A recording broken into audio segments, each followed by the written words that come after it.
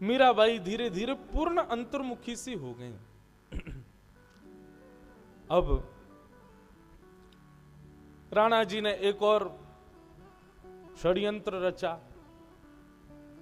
और अब की बार षड्यंत्र कुछ ऐसा रचा कि मीराबाई को राजमहल से निकाल करके एक भूत महल था वहां भेजो, इनको वहीं रखो, भूत प्रेत रात रात भर डराएंगे, अपने आप खत्म हो जाएंगे। लेकिन भेजें कैसे? तो मंत्रणा कैसी बनाई? सुंदरता मंत्रणा ऐसी बनाई। मीराबाई एक दिन सब घर की रानी वास में बैठी थी, सब लोग वार्ता कर रहे थे। जो मीराबाई के विपक्षी थे उनमें से किसी ने चर्चा शुरू की, बोले कि अरे हमारे संबंध में एक लड़की है, उसको भूत आ गए हैं, ये भूत कैसे आ जाते हैं? मीराबाई अचानक ही बोल पड़ी, जो लोग भजन नहीं करते, ठाकुर जी का ध्यान नहीं करते, अच्छे काम नहीं करते, भगवत संत सेवा नहीं करते, ये बुरी आत्माएं उनको परेशान करती हैं। आप अपनी उस घर की कन्या को कहो कि खूब भगवत भजन किया करे, कोई भूत भूत कुछ नहीं करेगा। तभी एक बोली, अच्छा मीरा, तो लगता है कि तुम पर भी कभी भूत आक्रमण नहीं करेंगे? मीराबाई बोली, अरे भूत भूत ये सब तो उनके पीछे पड़ते हैं, भजन बिन नर मर गट के भूत, जो भजन नहीं करते उनके पीछे पड़ते हैं, मेरे पीछे क्यों पड़ेंगे? तभी दो चार कुछ मीराबाई की उम्र की जो घर की कुछ रानियां थी वो बैठ गई आकर के मीराबाई के पास, बोली, पता है तुमको हमारे चित्तौड़ में भी एक भूत महल है, हम कभी गई नहीं है, लगता तो बड़ा सुंदर है, लेकिन जाने की बड़ी इच्छा है। मीराबाई तुम चलो ना हमारे साथ, तुमसे तो भूत भागेंगे, हम तुम्हारे संग देख आएंगे अंदर से महल। उनका षड्यंत्र यह था कि महल के भीतर जाएंगी, चाबी राणा जी के पास रहती है, खोल करके भीतर घूमेंगी, और घूमते घूमते अचानक से एक द्वार से हम भागाएंगे, मीराबाई को वहीं बंद करके आ जाएंगे। और ऐसा ही हुआ। भीतर गई, महल में सब पीछे पीछे चल रही थी मीराबाई के छुपते हुए। मीराबाई बोली, कोई डरने की बात नहीं है, भीतर ऊपर चलते हैं, वहां जाकर खूब कीर्तन करेंगे, तो यहां भी जितने भी भूत प्रेत आत्मा होंगी सब मुक्त हो जाएंगे। डर डर के पीछे चलती जा रही थी मीराबाई, थोड़ी आगे गई, जैसे ही आगे वहीं वे सब तो वहां से बाहर आ गई, ताला लगा करके चाबी ले जा करके राणा जी को दे दी, मीराबाई अंदर ही रह गई। 3 दिन तक मीराबाई उसी के भीतर रही। लाल जी की सेवा पूजा सखियां करती, पर मीराबाई के कुछ पक्ष के लोग जाकर के राणा जी से चिल्लाने लगे, कहां है मीराबाई, दिखती क्यों नहीं, कहां चली गई है, ऐसे कैसे कहीं चली गई? सब ने जब बहुत हट किया तब पूरी जांच बैठाई गई। जांच में पता चला कि इन लोगों के साथ मीराबाई वहां भूत महल में गई थी। उन सब ने बात बता दी, बोले हम उनको वहीं बंद करके आ गए हैं, 3 दिन से ना जल मिला है ना अन्न मिला है, अकेली मीराबाई बैठी है। सब लोग गए दौड़ करके, ताला खोला, भीतर जाकर के अंदर एकांत में जब देखा तो उस भूत महल के भीतर पद्मासन में ध्यान लगाए हुए भक्तिमती मीराबाई एकाग्र रूप से बैठी। जाकर के जब उनके श्वास देखी, उनकी नब्ज देखी, तो अभी जीवित अवस्था है, सब चल रहा है, वे तो ध्यान में बैठी थी। मीराबाई को चेतना आई, चेतना आते ही उनसे पूछने लगी, तुम लोग कहां चली गई थी, मैं तुमको ढूंढ रही थी। किसी ने पूछा, मीरा तुमको भूख नहीं लगी, प्यास नहीं लगी? बोले भूख प्यास अभी अभी तो पाके आई हूं मैं। बोले कब पाया? बोले राजभोग पाया था, अभी संध्या भोग गिरधर लाल को लगा के पाऊंगी। बोले राजभोग तुमने 3 दिन पहले पाया था। मीराबाई बोली 3 दिन हो गए?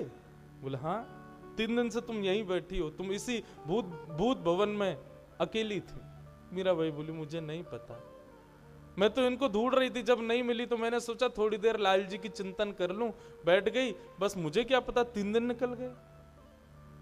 ऐसी स्थिति मीराबाई के साथ। बंधुओं, अब जब ज्यादा ही राणा जी का प्रताड़ना होने लगी तो मीराबाई ने अब थोड़ा उनका मन खिन्न होने लगा। बंधु, आप लोग पूछते होंगे, मन में आता होगा, मेरे मन में भी आया कि मीराबाई पहले ही क्यों नहीं चली गई, अपने मायके चली जाती, वहीं जाके रह लेती। क्यों रह रही थी, क्यों राणा के इतने भावों को स्वीकार कर रही थी? दो कारण बंधु।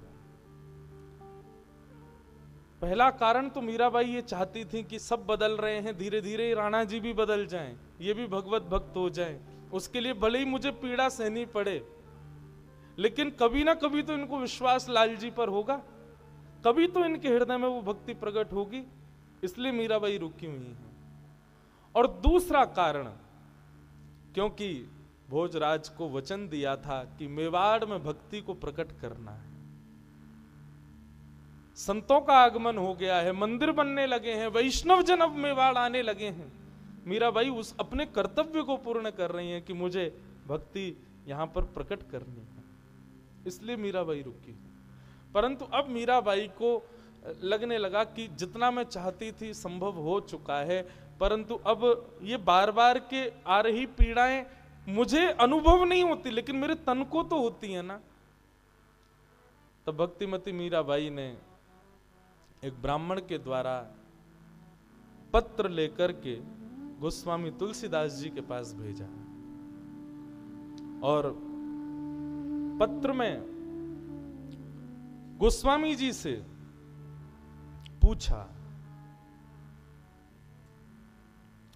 स्वस्ति श्री तुलसी कुलभूषण दूषण हरण गुसाई, बार ही बार प्रणाम करूं अब हरूं शोक सुखदाई, घर के स्वजन हमारे जेते सबन उपाधि बधाई, साधु संग अरु भजन करत मोहि देत कलेश महाई, बालपन में मीरा कीनी गिरधर लाल मिताई, सो तो अब छूटत नहीं क्यों हूं लगी लगन बलिनाई, मेरे मात पिता सम तुम हो हरि भक्तन सुखदाई, मोको कहा उचित करिवो अब सो लुखियों समझाई।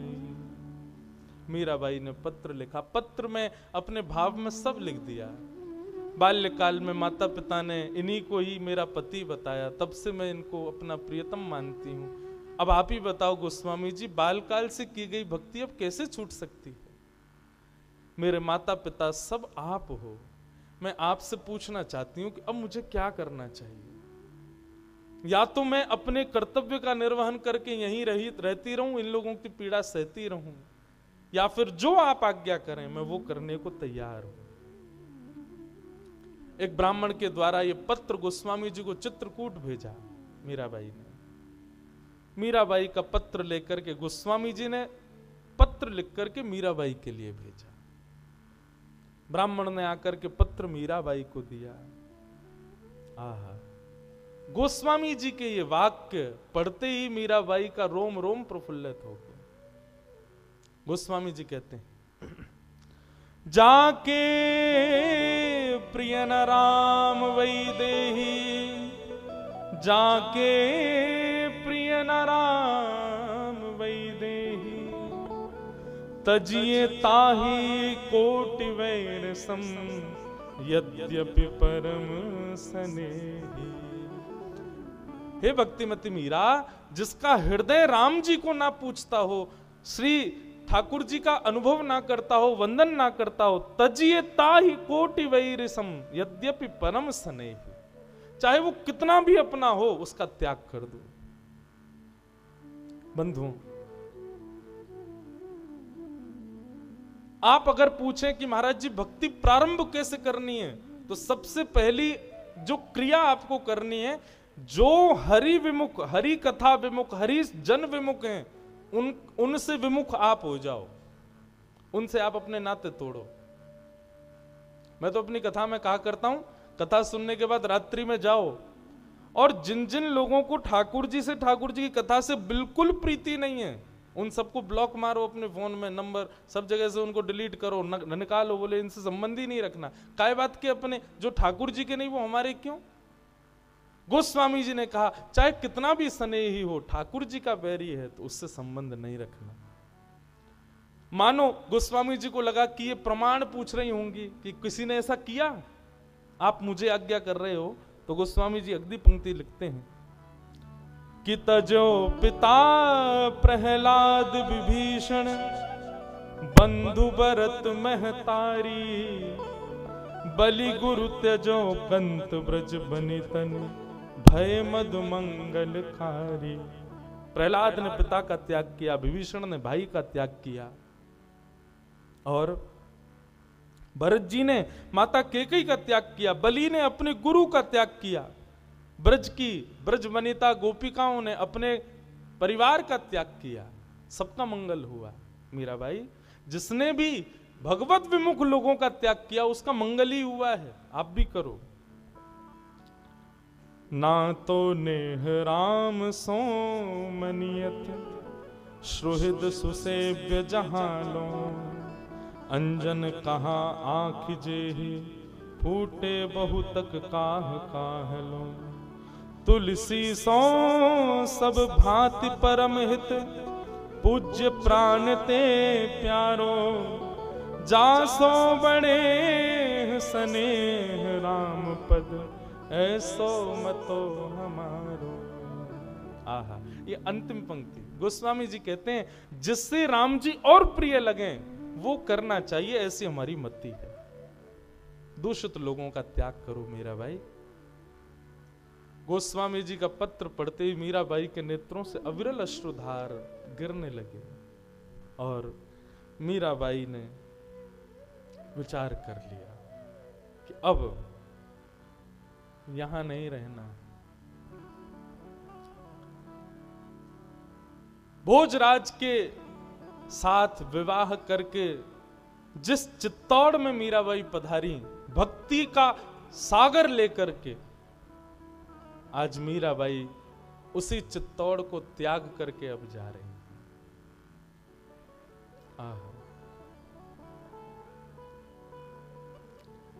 ऐसा वर्णन आता है कि मीराबाई पूरे चित्तौड़ में 30 वर्ष तक रही, मीराबाई 20-25 वर्ष तक रही, एक एक कक्ष का दर्शन किया, कहां कहां ठाकुर जी ने उनके साथ लीलाएं की, उन सब का दर्शन किया। जाते समय राजा भोज का स्मरण किया, मैंने अपना कर्तव्य पूर्ण कर दिया, अब मुझे आज्ञा दो। ये बात कहते ही कक्ष के भीतर राजा भोज उनको दिखाई दी।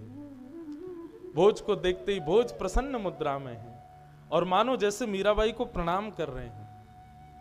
मीराबाई चित्तौड़ से निकलने लगी, पूरा चित्तौड़ रो रहा है, सब मेवाड़ के लोग रो रहे हैं, रुदन कर रहे हैं, मानो जैसे सूर्य अस्त हो रहा है सदा सर्वदा के लिए, ऐसी पीड़ा सबके हृदय में हो रही है।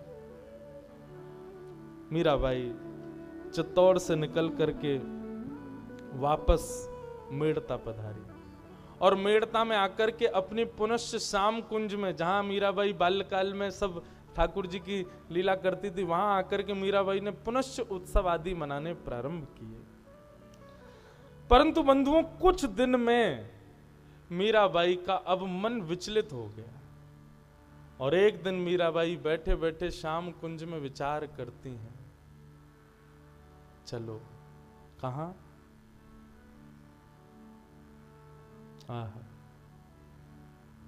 चला वाही देश, कहो तो जहां श्याम सुंदर विराजते हैं वहां।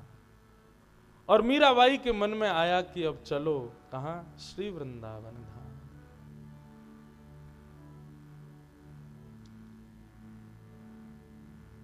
चलो रे मन श्री वृंदावन धाम, चलो रे मन श्री वृंदावन धाम, चलो रे मन श्री वृंदावन धाम, श्री वृंदावन धाम, चलो रे मन श्री वृंदावन धाम, चलो रे मन श्री वृंदावन धाम। चलो रे मन श्री वृंदावन धाम। चलो रे मन श्री वृंदावन। मीराबाई बंधुओं, आज जैसे ही चित्त में आया कि चलो वृंदावन धाम, तो मीराबाई बहुत रोई। सखियों ने आकर के पूछा, आप रो क्यों रही हैं? मीराबाई बोली, मैं इसलिए रो रही हूं, इतने दिन से मेरे मन में क्यों नहीं आया कि मैं वृंदावन चलूं। इतनी पीड़ा विपत्तियां मैं सहती रही, कितनी बार मन में आया कि मेड़ता आ जाऊं, लेकिन मुझे इस बात की ग्लानि हो रही है, कभी मेरे चित्त में यह भाव प्रकट क्यों नहीं हुआ कि मैं वृंदावन चलूं। तभी एक संत मीराबाई, अच्छा मीराबाई अब जहां जाती है संत वैष्णवों की टोली संग चलती है। तभी एक संत बोले, हम बताएं क्यों नहीं आई? बोले क्यों? बोले इतने दिन से ठाकुर जी तुमको याद कर रहे थे, लेकिन मीराबाई अब तुमको श्री जी ने याद किया है, अब तुमको वृंदावनेश्वरी श्री राधा रानी याद कर रही हैं। और जैसे ही सुना वृंदावनेश्वरी हमारी किशोरी जी याद कर रही है, मीराबाई नाचने लगी। श्री वृंदावन धाम चलो रे मन श्री वृंदावन धाम। चलो रे मन श्री वृंदावन धाम। वृंदावन में यमुना किनारा, वृंदावन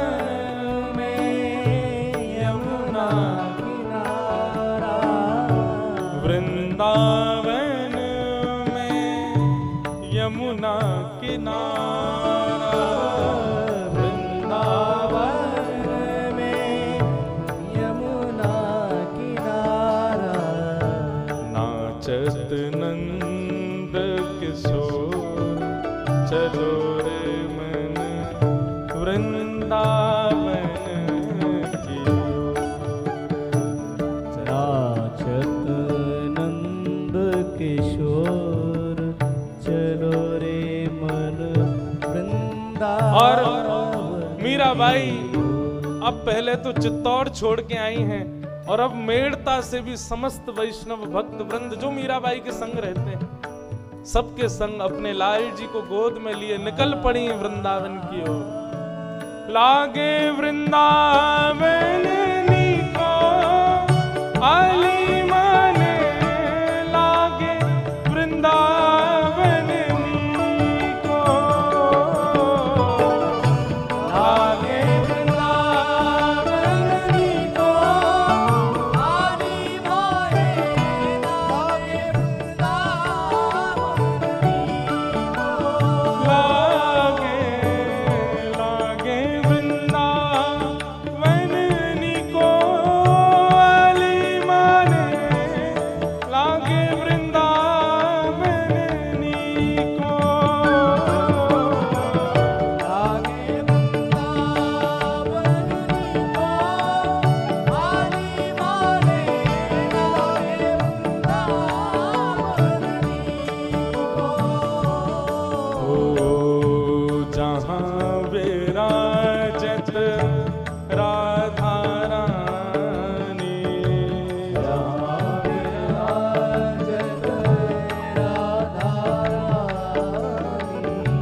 घर घर तुलसी ठाकुर सेवा, घर घर तुलसी ठाकुर सेवा। दर्शन गोविंद जी को आली माने, लागे वृंदावन नीको,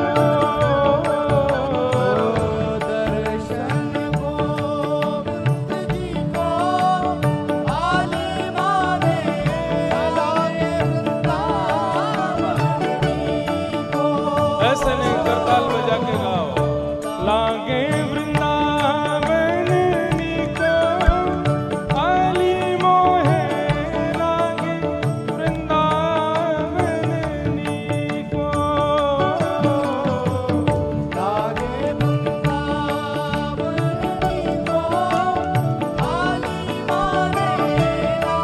बोलो वृंदावन धाम की जय हो।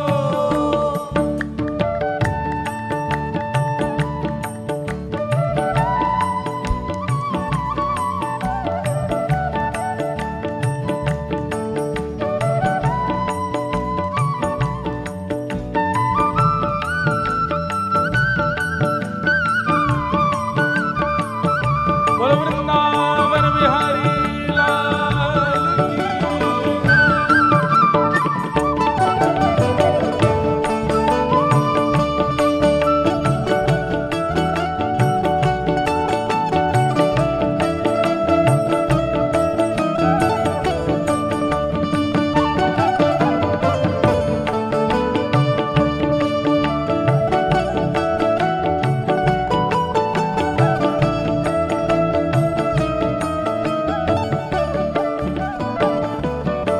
ओ निर्मल नीर बहत यमुना को, निर्मल नीर बहत यमुना को, निर्मल नीर बहत यमुना को, निर्मल बहत यमुना को, भोजन दूध दही को आली महे लागे वृंदावन भोजन दूध दही को आली महे वृंदावन